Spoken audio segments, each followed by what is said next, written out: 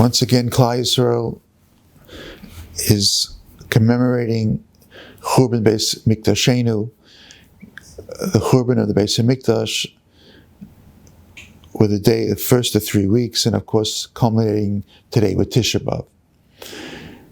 Our perspective, Klal Yisrael's perspective of Churban Beis Hamikdash, unfortunately due to the many years that have transpired since the Churban, is very limited. We don't really get it.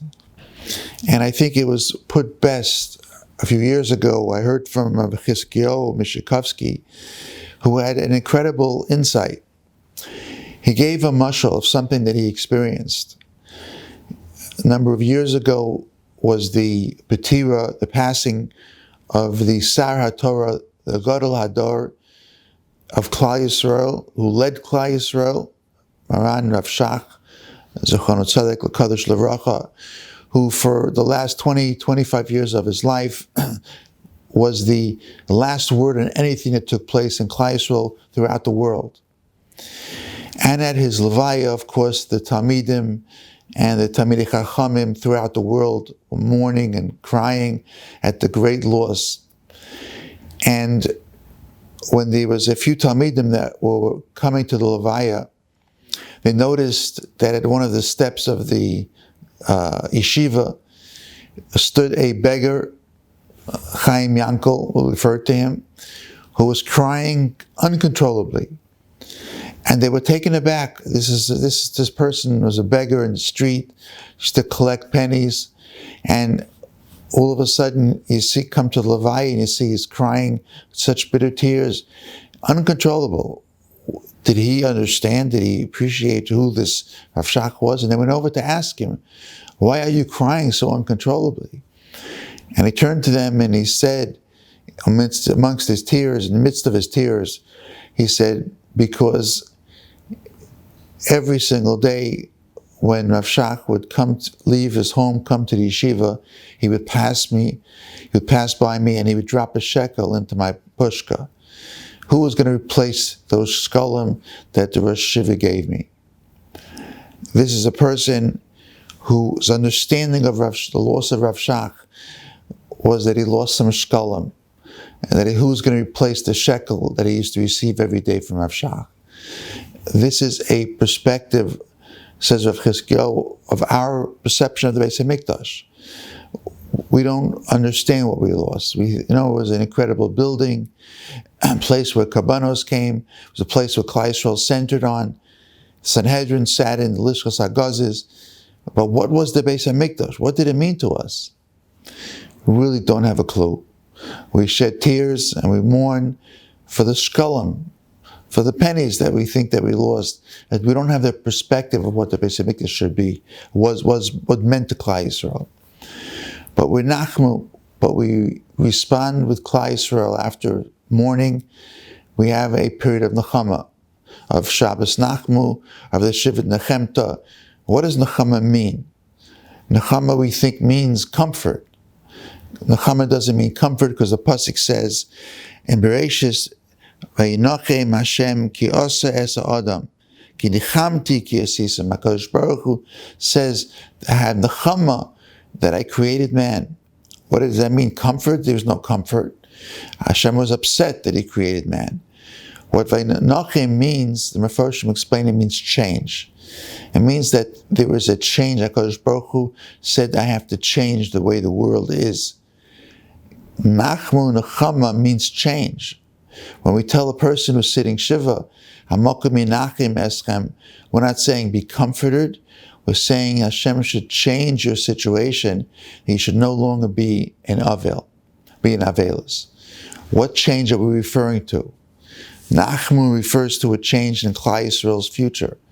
Nachmu means that HaKadosh Baruch Hu promises that there'll be a change in the future of Klal Yisrael. There'll be no more destruction. There'll be no more tzaras for Klal Yisrael. Things will change.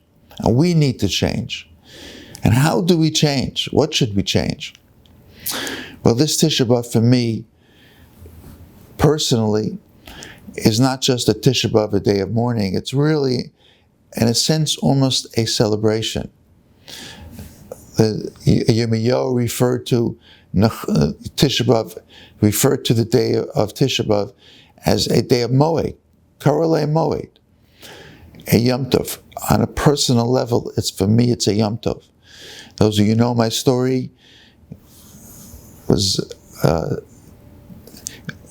was sick with corona, and my prognosis was that I was not going to be in this world, that I was not going to have another Tisha B'Av. Erev Pesach, my wife received a call from the doctor in ICU that she should come and say goodbye to me. I have 3-4 hours left in this world. But the tefillos of Klal Yisrael changed that, and my destiny changed. And HaKadosh Baruch Hu made a nace for me, and I was able to return not just to life, but to return home and to continue my path. So this is Tisha B'Av, my Tisha B'Av that I didn't expect to see, that I didn't expect to have. So for me personally, it's a day of Yom Tov. It's a celebration of what the Beis Hamikdash means, what Klal Yisrael means, that there has to be some change. And therefore I call upon Klal Yisrael, to all those who are listening to my words, that I understand, I look at the world very different, I understand the world very different. How we have to treat each other. B'nei Chavero has to change. People involved in machlokas have to change. This has to stop. We're living in incredible, difficult times for Klal Yisrael. And we can't just go through it that we survived Corona. We were lucky. No, we have to change, particularly in the way we deal with other people. The Vilna Gaon brings from my Medrash that the Erev Rav in Klal Yisrael, in the time before Mashiach, will be divided into 4 categories. People that are Bali Lashon Hara, people that are Bali Taiva, people that are hypocrites in the way they deal with HaKadosh Baruch Hu. And then there's the Bali Machlokas.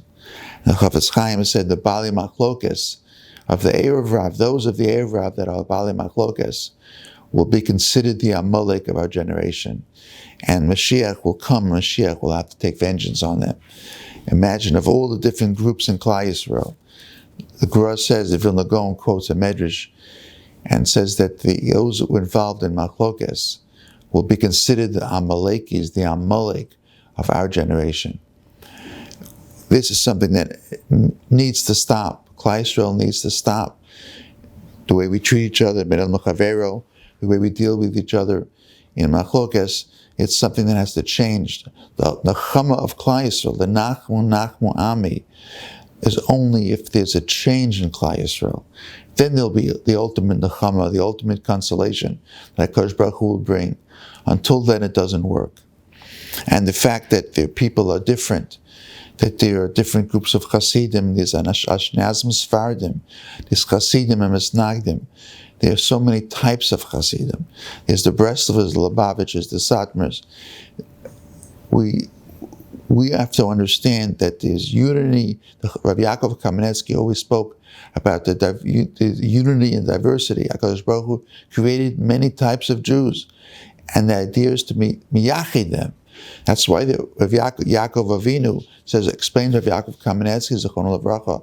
Yaakov Avinu specifically gave his bracha in Parshas Vayechi to all his children.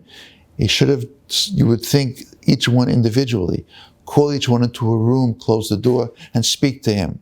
But no, he called all of them together. All of them should listen to the brachos of each other, to the brachos of each shevet. Because Yaakov was sending a message that all of you are important. You're all different. And the brachos I'm giving you are different. But being together, there's unity and diversity. That's something that we have to realize. And very often machlokas comes in because L'Shem Shamayim. We think that we're doing a L'Shem Shamayim, that we have to go ahead and prove a point to be Marbe Kavod Shamayim. And if it turns into a Machlokes, there is no Kavod Shamayim. And one of the most incredible midrashim that I ever heard, from Rav Shach, Zechrono Tzaddik Livracha, who brought down a medrash that Cain and Hevel had a Machlokes. What was the Machlokes? Cain and Hevel, each one, when they were dividing up the world, each one wanted that the Beis Hamikdash should be in their chelik. in their part that they're getting. And they began to argue. And Cain killed Hevel in the midst of an argument of where the Beis Hamikdash, who's going to own the land where the Beis Hamikdash is going to be on. Can you imagine, says Rav Shach, this Medrash, what were they arguing about? The first machlokas in the world was a machlokas where the Beis Hamikdash is going to, I want to own the land where the Beis Hamikdash is going to be. And Hevel said, I want to own the land. And for that, Cain killed Hevel. That sometimes when you're arguing about something as significant and as holy as where the Beis Hamikdash is going to be, it can lead to murder. It can lead to killing someone. Because machlokas has no limits. And machlokas, l'shem shemayim, sometimes is more dangerous than anything else. We hold something dear, we have something we believe in seriously, something we believe strongly in, and we fight to the end. We hold our position. If it creates a machlokas, then it's something that's extremely dangerous, and we have to feel for each other. I want to share with you a story that I heard about the Chazon Ish, the most incredible story of the level that a person has to have in feeling for another Jew, and B'Admul Chaveru, and caring for another Jew. There was a time that the Panovich Rav was overseas, and his daughter-in-law gave birth to a boy, his first grandson, his first grandchild. And he was busy raising money to build the yeshiva, Panovich Yeshiva, and he sent a telegram, should he come back for the bris, should he stay where he is? And the Chazon Ish said, stay where you are, you're doing something important. And Chazon Ish ended up being the sandik at the bris.